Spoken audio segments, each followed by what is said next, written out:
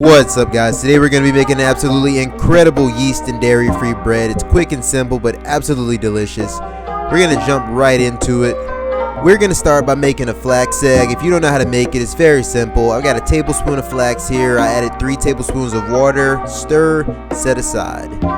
Now into a large food processor, we're going in with a couple cups of whole wheat flour, a couple cups of bread flour, 4 tablespoons of sugar, 2 teaspoons of baking soda, 1/2 teaspoon of salt, and finally a 1/2 cup of our coconut oil. We're going to put the top on. We're going to pulse this until it's well combined. I pulse for about a minute. Then we're going to dump in our egg. We're going to dump in our coconut milk. I made this yesterday. I'll post a link in the description. We're going to pour in our tablespoon of lemon juice, and we're going to pulse until it begins to come together. Once it does, we're going to dump it out onto a lightly floured work surface, and we're going to lightly knead it for about a minute. Doesn't take much.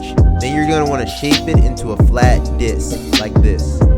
After you shape it, you're going to want to grab a cast iron or a baking sheet and lightly grease it. And after you grease it, you're going to want to lightly flour it like you see me doing. And then you're going to want to slap that dough disc right down.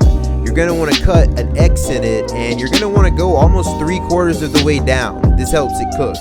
After that, you're going to brush it extensively with oil. I'm using olive oil here. Now you're going to want to spray it very excessively with water into a preheated 375 degree oven that goes until this lovely bread emerges.